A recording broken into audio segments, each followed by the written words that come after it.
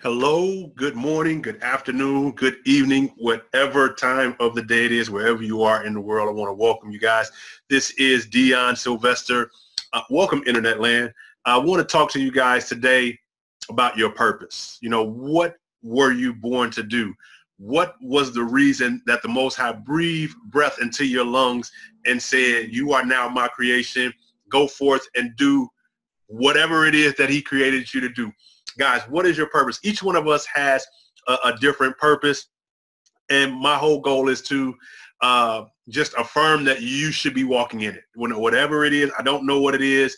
You know more than the next person what the purpose it is for your life. Some people want to open a shelter, you know, for battered women. Some people want to own a auto mechanic shop because they're just a great mechanic and they just want to open their own repair shop. Some people just have a purpose to be able to just travel the world and just see all parts of the world. They have, you know, everybody has a different purpose. But I believe in this, as I found this picture, I believe that I'm here for a reason and you should be here for a reason too. And my purpose is greater than my challenges. You know, we are all faced every day with different challenges as soon as that clock goes off. Some people call it an alarm clock. I call it an opportunity clock. And the reason that I don't call it an alarm clock, because the word alarm, you know, it's associated with negativity, you know, with fear. Like you hear the word a fire alarm. You know, when you hear alarm, you know, you're startled. There's some type of fear. Something is going on. It's something that's jolting your normal pattern. So when the alarm clock goes off, there's some type of fear, something that's jolting your normal pattern, you know, saying, okay, you got to get ready to go to work. Get up. You weren't finished sleeping, but it's time for you to get up and get ready to go to work. That alarm went off. Or you can look at it as an opportunity clock. When that opportunity clock goes off, hey, I have an opportunity to reach my purpose. I have an opportunity to work toward my purpose, whatever that purpose may be, because your job really isn't your purpose. If you own the business and you have people working for you and you started that business with your sweat, you know, your sweat equity, your money, whatever it is that you put into it, you own it, then that could be your purpose. But whatever your purpose is, you know that we have challenges that we have to face. Now, the next picture that you see, guys, it might be a little graphic, but I want you to understand something. This was the earthquake that happened in Haiti. This came from the earthquake in Haiti. And as you can see, this young lady here trapped up under tons and tons of concrete could have given up. But guys, she has a purpose as well. When she was created, when the Most High breathed breath into her lungs, he gave her a purpose too. And she's laying there under these bricks and she's probably crying out, Father, I haven't done everything that you said that I should be able to do for my life. Oh my God, what am I going to do under here? And then you know what she started to do? She started to scream out and said, I'm alive. I'm alive.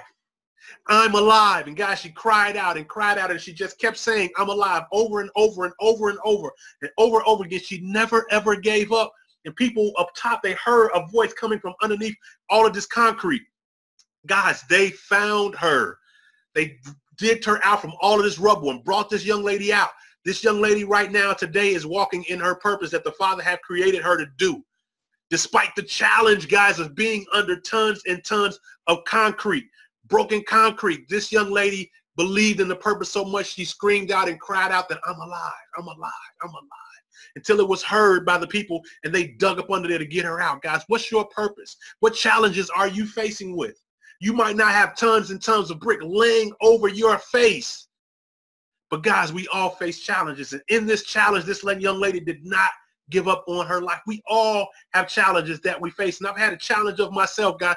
I've had tuberculosis at a point in time in my life, guys. And as you can see right here, it says tuberculosis is the world's deadliest disease with 10.4 million cases, 1.8 million deaths. It's more deadly than Ebola, malaria, even HIV. Guys, I was stricken with tuberculosis in my lungs. And the doctor had said to me, a lot of people don't live through tuberculosis. And I'm sitting here laying in this hospital like, I don't understand what's going on. Before I went to the hospital, I'm in my friend's Kishna's house. We're in Indiana. She's like, the food is ready. I don't even have the strength to get on my legs to walk to the kitchen to go and get the food that she's made. I got to crawl to the bathroom to try to use the bathroom. I'm crawling, literally crawling to go to the bathroom. I come back to the living room. I'm like, I don't have an appetite. I can't eat. I don't know what's wrong with me. She was like, what do you want me to do? Now, guys, if any of you men, you anything like me, and I'm sure you are, when something hits you that hard, the first thing, who you call? Call my mom. Call my mom. My mama said, Kish, take him to the hospital in Hammond. Don't take him to the hospital in Gary. Can you get him to Hammond? She said, yes, I can drive him to Hammond. We get to Hammond. I got to crawl out of the car into the wheelchair to go into the hospital. As soon as I go into the hospital emergency room, the lady looked in my face and said, stat. Rush him to the room, stat. They didn't have me fill out paperwork enough. I must have looked that bad that she had me rush them. They put me on this scale, guys. I didn't have the strength to stand up. They put me on a scale that you put like big fish on, this big rubber thing. And I weighed 114 pounds. I went from 165 to weighing 114 pounds. I had been stricken with tuberculosis in my lungs. Didn't know it. So guys, with that, I'm like, okay, what am I supposed to do? They like, well, you got to sit in the hospital for at least a month. So now I'm in the hospital for a month. They telling me I got to take medication, 16 different types of pills every day for the next year. So I had to leave my job. I had to lose my apartment, had to move in with my mom. And that was, I mean, you up on your feet, you getting everything going right for you. You got your own place. Next thing you know, you get punched back because of your health. And you got to move back in with your mom. Move back in with your parents. And I had to move back in with my mom. And that was humbling. And all this time I'm like, Father, why would this happen to me? I was working at a college. I was an admissions representative helping students enroll in college. And all of a sudden I got hit. My health got hit and I lost everything and had to go back home. What is my purpose? Why am I dealing with this challenge? Why am I have to dealing with this? And at the same time, I'm back at home now. I can barely go outside. I can go outside, get the sun rays on my lungs because they said that helps. So I'm outside and I scrape my ankle. I scraped my ankle on some bricks. Don't know how I did it, but now I'm dealing with my tuberculosis, taking my medication every day, staying at home, and I'm depressed. Actually depressed because I can't do anything, right? So now I'm like, my ankle starts to swell and it starts to pus. Now I'm looking at my ankle, I'm like, okay, what's going on? I just scraped it. I mean, I don't understand what's happening. So I put gauze on it and wrap it up with the ACE bandage, and it's still not healing. So now it's a couple of weeks later. I'm back at home. I've been home out of the hospital from tuberculosis for about 2-3 weeks. Okay, so I'm like, I gotta get out. I gotta just leave my mom's house. So I leave. Chewy come pick me up. Me and Chewy, we go to Fat's house. We at Fat's house. I'm laying back on Fat's couch, and Fat is like, D, you look like you about to die, bro. What's wrong, man? You don't look good. And I'm like, I'm all right. I'm straight, G. Like, no, G, you're not about to die on my watch. Something is not right. You don't look right. He's like, you got to go to the hospital. I'm like, man, I just came from the hospital, G. I've been in the hospital a month, man, for this tuberculosis stuff, man. I'm taking these pills every day. Man, I can't do it. I can't do it. He's like, bro, you came down on my watch, man. Chewy, you got to take him to the hospital.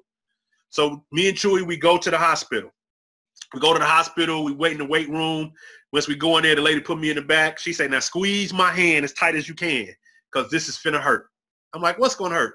She said, trust me, I got to squeeze your ankle and it's pus in there. We got to get it out. So she squeezed and I squeezed, and yes, it hurted. So she's like, you're going to be admitted because you have an infection, and the infection could have possibly reached to your bone. What?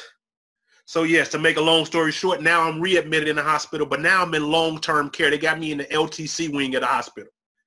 Guys, I actually have a bone infection now. So now I'm taking medication for tuberculosis, 16 pills a day, and I got to be on an IV every 4 hours. That takes about 15 minutes for the bag to run, an IV, so they can put this amoxicillin, whatever these cillins in me to kill the bone infection. Now I'm in the hospital for another 3 months to kill the bone infection. Guys, these are what they call challenges.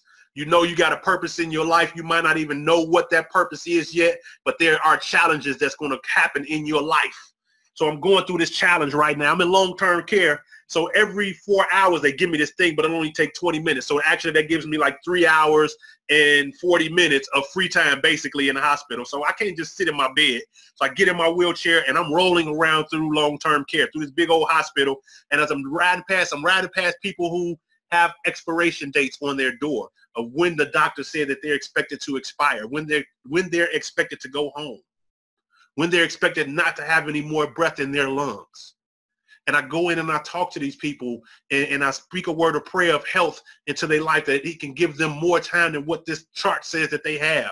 And guys, I'm dealing with this thing every day. These are the people that I'm around. Every Wednesday, they give us this spirit day where they try to uplift your spirits, and they show a movie. You can play cards and you can play dominoes and you know, do this stuff, right? So I go to this room, and I'm in this room, and it was two young ladies, and they were sitting at the table, and they were playing, said, "Do you want to play dominoes? We need 2 more people for dominoes." So I rolled my wheelchair over there and said, "Yeah, I'll play. We need a 4th person." So guys, this gentleman rolls in, and he has the remote control is in his mouth. He's laying on his chest and his stomach, laying flat, and he's controlling this chair, this thing that he's on. It's like a flat wheelchair. He's controlling it with his mouth. He rolls over to us and says, "You guys need a 4th." Now I'm looking at this gentleman, and I said, "Well, yeah, you know, we can play."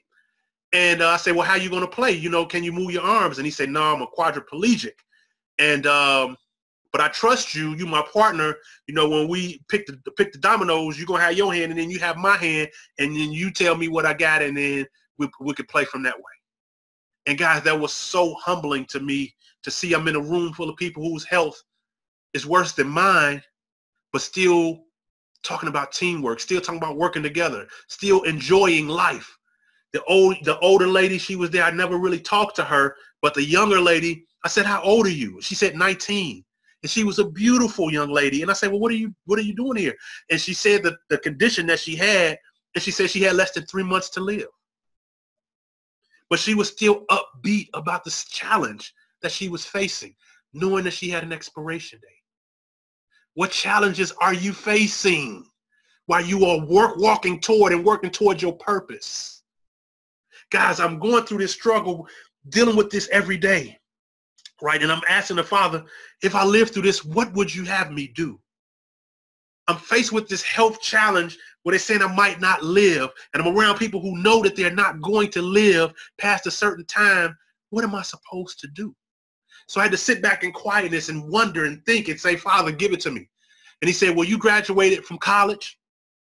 You got student loans. How many other people do you know that have student loans?" And I say, "Well, I'm sure there's thousands and thousands of people that have student loans." He said, "Absolutely. And when they have these student loans, they're going to graduate with their degree, but what else are they going to graduate with?" I said, "Debt." He said, "Don't you have college debt?" I said, "Yes. And you have to take some of that money that you had when you were working for Westwood College, and you had to pay some of that back for your student loan?" "Yes." How many people would like to be in a position where they don't owe anybody anything? I said, "Well, all of us would love to be in a position where we don't have to give anybody anything." He said, "But this is a big issue that we're having in this country.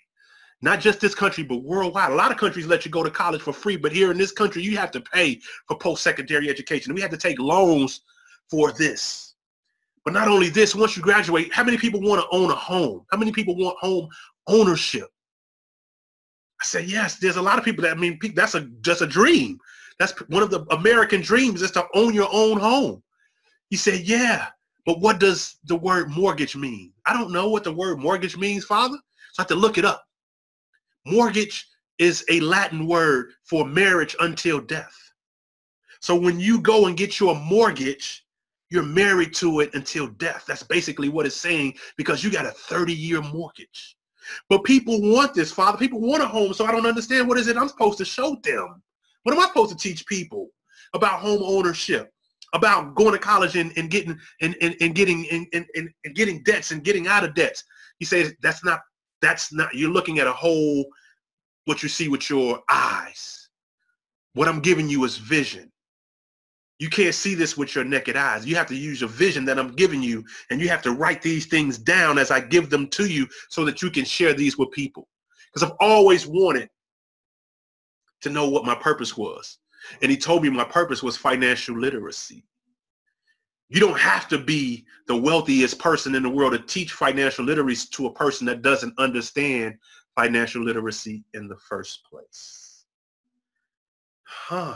So how does that work, Father? How do I do that? He said, you talked about the college loan people, but what about when you get out of college and you're starting on your own business and you want to now own your own home? Talk to people about the power of something that they use every day, that they're familiar with, and then see how you get to them. I said, okay. All right, so how do I do this? So now I have to use the ideas that the Father's given me to bring these things so you can see now with your regular eyes that you can transform to your vision, because your vision is what makes you walk in your purpose. Using your regular eyes is how you filled out an application and got a job. But using your vision is what's going to take you to walk in your purpose. All right, now let's talk about this, because you guys want to own a home. You might own a home right now. But let's talk about how the power of compound interest works for you and against you. Because here, the power of compound interest, this is most people are familiar with this way. When you actually get a house and you sit down with your broker and you sign a paper for your mortgage. And he says, okay, this house is worth $250,000. You had to save up that 12%. You had to save up $30,000 to put down payment on your house. Between you and your spouse, or you yourself if you have a great job. And you put that $30,000 together and you got a mortgage amount of $220,000. And because you fixed your credit, you did all your credit repair, stuff like that, your interest rate is only 5%. You got a 30-year mortgage here, guys, and you pay monthly. Property tax is only 1.25%. I'm going to give you a break. Your home insurance is only 1/3 of a percentage. So I'm going to give you a break. So now you got your monthly interest, $1,181, your property taxes and your homeowner's insurance, $260 and $72. Your monthly payment for the next 30 years is $1,628. Between you and your wife, you can comfortably afford that. That's 30% of your income for the month. You guys can afford it. Congratulations. You are now a homeowner and you are married to this mortgage for the next 30 years. You can afford this. But let's look at the power of compound interest that you are familiar with, because you said, I agree to the $220,000 at 5%. At the end of 30 years, you have paid $590,000 for a $220,000 house. You have doubled what the mortgage amount is. But you're okay with that because you got the home ownership. You say, I understood that. I knew that going in the gate. You ain't told me nothing. You ain't said nothing slick to a can of oil. I know it was $250. I know I put the $30,000 down. I know I was financing $220 at 5%. And I knew after I paid my principal, interest, tax, and insurance, that I was paying $1,628. And I knew it was 30 years. And I knew I was going to be paying $590,000. You ain't said nothing. So what's the financial literacy? You ain't got it. Matter of fact, my mom and them told me don't get a 30-year mortgage. They told me to get it for 15 years because I make enough money to pay it. So you ain't said nothing. I said, okay. The same $250,000 house, the same $30,000 down, the same 5% interest at 15 years. Okay, now we know time is compressed, so we have to pay a little bit more, but you and your spouse, or if it's you, if you're making enough, you can afford to do that. So you're paying $1,700 for your principal, and you're paying $260 for property taxes, you're $72 for your insurance. Now your monthly payment is $21.87 a month. That's not a problem because you can afford to do it. You know, going in 15 years is much shorter than 30. You can pay it off in 15 years. So you're going to save some money. That $220,000 at compound interest at 5% interest, you're still paying $413,000 plus the $30,000 that you put down. So $443,000 for this $250,000 house. Not quite double, but almost. But you're okay with that because you understand the power of how compound interest works against you. And you welcome it. You're okay with it because that's what that's the American dream. Here's where the financial literacy comes in. Guys, what if I could help you out with your down payment? How you going to help me out with my down payment?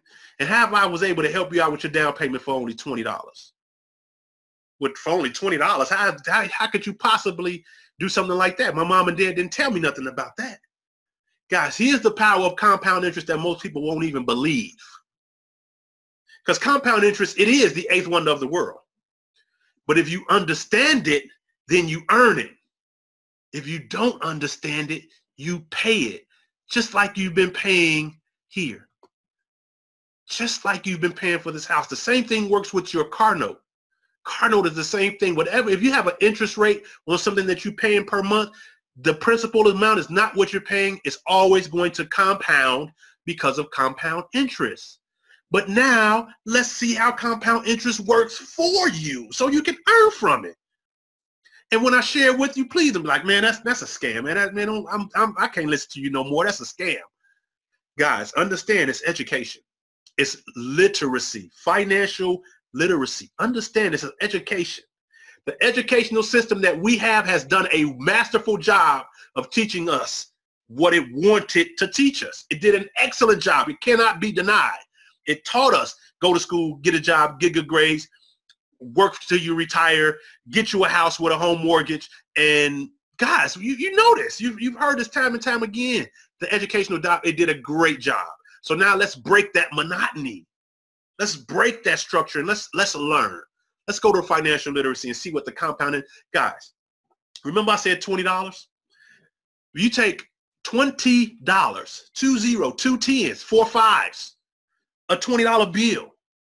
You put it in the right vehicle, because most of us will take $25, $100, and we'll start a savings account at a bank. And guys, the banks will give you less than 1% for the year on that money.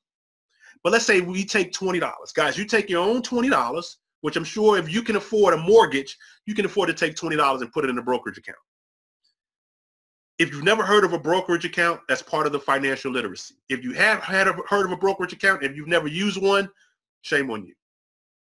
Because there's no fees with a brokerage account. Guys, let me give you this example. Let me divert for one quick second. If you had a checking account that you put $100 in and you never touched it for the year, they said they want to give you 1% on your money for the year. So at the end of the year, you should have $101, correct?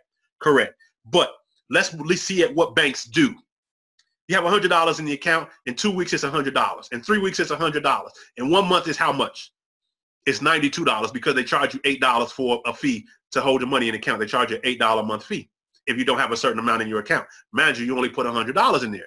So they're going to take that $8 for not just 1 month, for the next 12 months. So that's $96 that they're going to take in fees out of your $100 and leave you with $4. And then you receive 1% on $4, which is 4 cents. So you got $4.04 after a year. Is that a scam? Guys, it's called financial literacy. So now you have a brokerage account that you put $20 in. At the end of 1 year, if you never touched it, at the end of the year, it's still $20 because there are no fees on brokerage accounts. But if you put your $20 in a brokerage account and you learn how to use the skills of what a brokerage account is used for, and you get 10% interest a day on your money, and you do that for the next 90 days, you reinvest that, and you reinvest every day. You don't take any of the money out for 90 days. You do that, and don't work on the weekends. Just like you work 5 days a week, your money's going to work 5 days a week. If you do this, take that $20, in 90 days, you'll have $106,000.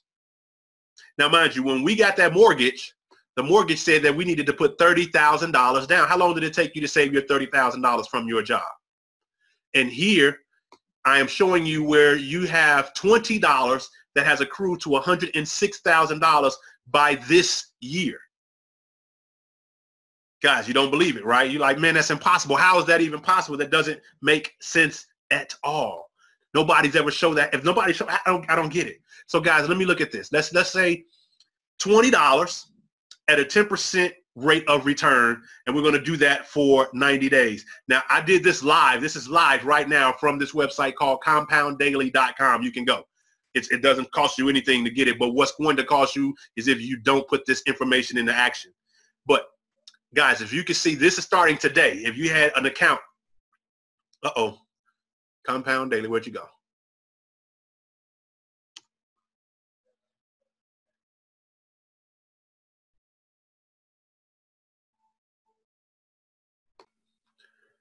Guys, it is so interesting. The power of, let me tell you, the power of the Most High and what he do when he says to deliver his message, the enemy will do whatever it can to try to attack. This is so crazy, guys.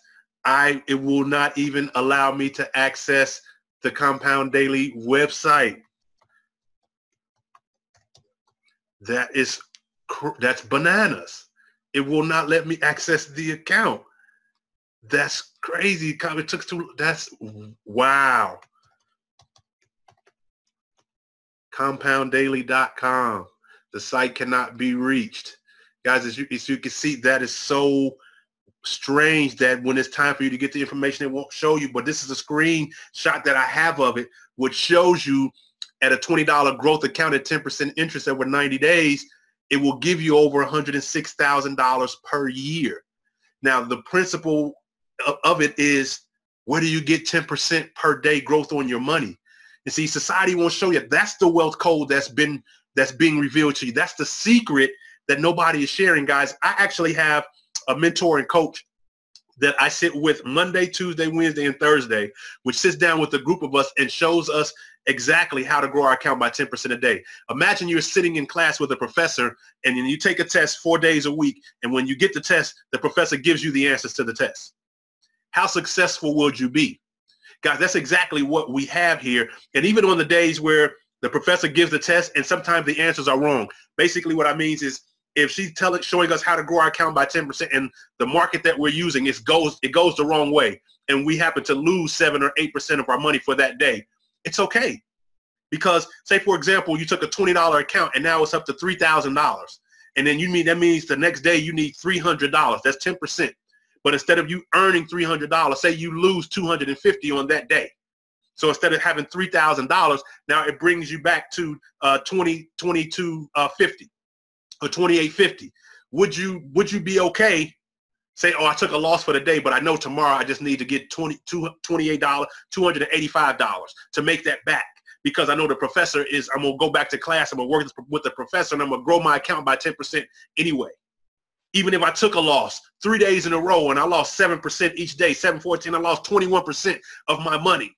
I know if I continue to work with the professor and continue to listen to the answers that she's giving me, I'm going to continue. I'm going to get back on track and grow my account by 10%. Knowing that the bank is only giving you 1% for the entire year. Guys, if you're growing your account by 10% a day, say if it took you to the end of October 31st, to turn $20 into $106,000, would it be worth it? If it took you to December to turn $20 into $100,000, would it be worth it? Guys, see, the power of compound interest has to work for you. And when you understand it, you earn on it. Guys, we want to put you in a position where you can say, I want that $250,000 house, but I want to negotiate the price now because I actually have $200,000 cash to pay for it. Because you took a small investment and you learned how to grow your account every day with interest. But where do you learn this gift? Where do you learn this skill? Guys, somewhere on this where you're watching this, there's a link. I want you to make sure you click on that link, because the same skill that was shared with you guys, I had to go through something. I had to go through challenges to finally accept what my purpose that was given to me for. And my purpose is to share financial literacy with those throughout the world. My purpose is to show it to them on a scale that you see it with your regular eyes, but you apply it to the vision of the purpose that the Father gave you. I don't know what your purpose is. I don't know who you are supposed to help in the world, but all of our purpose, whatever the purpose that we have in life, it's going to take some finances to back it up. The jobs that we have now, our job is to take care of our lifestyle. Whatever lifestyle that you have, whatever your rent is, your mortgage is, your car note is, whatever you're paying for food, whatever you're taking care of the children with, whatever school that they're going to, whatever you buy them clothes-wise, whatever you wear, however you go out on the weekends, that's your lifestyle. Your job takes care of your lifestyle. That's what you see with your regular eyes. You see your check every Friday or every other Friday with your regular eyes. That takes care of your lifestyle. But you have a purpose. There's a purpose in your life that you were created for. That purpose is going to take a larger amount of capital. And in order for you to get a larger amount of capital, you need to understand finances. And now I'm giving you the gift that he's given me to show you with your regular eyes how you can take a small amount, like a $20 account, and put it in a brokerage account and build it so that it can fund your purpose. Whatever that purpose is in life, it's now time for you to live it out and bring it into fruition. But the only way that you can do it is through this financial literacy program that I am sharing with you. Before you saw this information, you didn't know it. And if you did know it, you weren't putting it into action. But it's because of the divine intervention of our Father that he brought you to see this information. and that he allowed me, that he poured it into me to share it to you into a way that you can clearly understand it. And now that you understand it, you're going to earn it. And now that you're going to earn it, you're going to walk into your purpose in a much faster way than you ever thought possible. But it starts with you having enough faith in yourself and belief in the Father that he gave you a purpose to walk in it, to click that button to get started. With that, guys, I'm going to just check and see one more time. Did it come back up? Look, it's still not coming up. Look at the enemy. But that's all right. You saw it for yourself. It's a reason that I actually have this picture saved so that you can see it. The enemy does not want us to have it. Now, once you see that, like I said, is it a guarantee that in 90 days on October 16th that you would have that amount clearly? Like I said, no, sometimes the instructor, she gives us answers to the test and we may lose some of that 10% for the day. But it's okay if you started with 20 and you built yourself up to 500 and then you lost 50 of that 500. Now you're back at 450. Are you okay with going the next day, getting back into and gaining 10% on that 450 to get $45? Absolutely, you would be, because of what you've learned about financial literacy. So with it, guys, it's Dion Sylvester. I appreciate you. I know that I will see you on the other side, sharing this information, learning this information, sharing it with your loved ones, your children, your family, your friends, because once you have this information, nobody can ever take it away from you, ever again. So apply it. Use it, multiply it, compress the time that it's going to take you to walk into your purpose. Because all of the purposes that we have takes a financial obligation. It took me a financial obligation to be able to bring this information to you, but it's my job to do that. That's my purpose, to make sure that I share financial literacy with as many people that has an ear to listen. Thank you, guys. Make sure you click on that link. I will see you on the other side. Have an amazing day.